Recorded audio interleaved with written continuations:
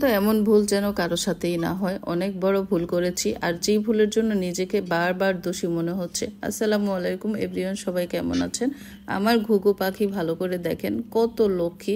তারা আমার নিজের হাতটাকে টেনে টেনে তাদের বুকে ঢুকাবে, এত ভালো আমার সাথে তারা।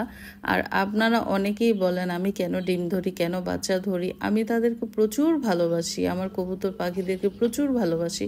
আর সেজন্যই তারাও আমার হাত দেখলে ভয় পায় না, আমাকে দেখলে ভয় পায় না, বরঞ্চ আমার হাতটাকে টেনে টেনে তাদের কাছে নিয়ে যায়।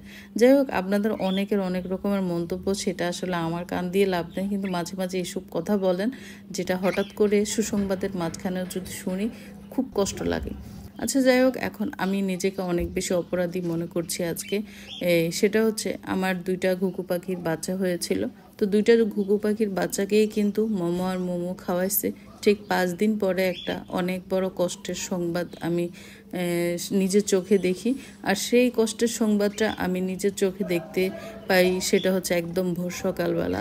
আগের দিন যে ভুলটা করেছি সেই ভুলের জন্য নিজের কাছে এখনও অনেক বেশি লজ্জিত যে কেন আমি এই কাজটা করলাম। হয়তো এই কাজটা আমি যদি না করতাম তাহলে আজকে হয়তো আমাকে এত বড় কষ্টটা এরকম সহ্য করতে হচ্ছে না। বা আমার মোমো এত কষ্ট করে ডিমটা পারছে বা বাচ্চাগুলোও ফুটাইছে, খাওয়াইছে, কেন এরকম ভুলটা হয়, কেন আমার সাথে এরকম হয় আমি বুঝি না। হয়তো আপনারা বলতে পারেন আমি ধরি, আমি ঘাঁটি, সেজন্য আমার সাথে ভুল হয়। ভুলটা আসলে ধরা ঘাটার মধ্যে হয় নাই, ভুলটা হয়েছে সম্পূর্ণ একটা আবহাওয়ার কারণে।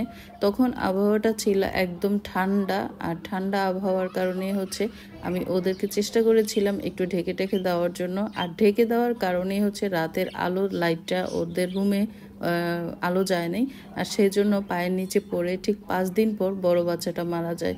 ছোট বাচ্চাটা বেঁচে আছে আলহামদুলিল্লাহ, বড় বাচ্চাটা মারা যায়। আর সেটা আমি অনেক বেশি লজ্জিত, নিজেকে বারবার ছোট মনে হচ্ছে, নিজেকে বারবার দোষী মনে হচ্ছে কেন এই কাজটা করলাম।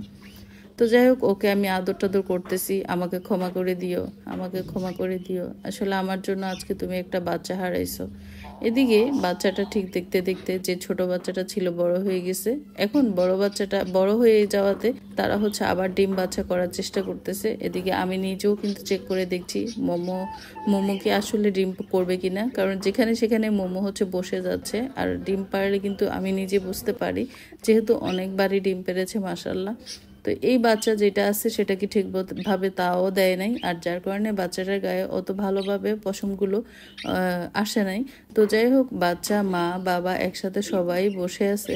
আর এদিকে মা ডিম পাচ্ছে, বাচ্চাটা হচ্ছে বেরিয়ে আসছে। নিজের কাছে আসলে অনেক বেশি অপরাধী মনে হচ্ছে। এই কাজটা আপনারাও কখনো করিয়েন না যেটা আমি করেছি।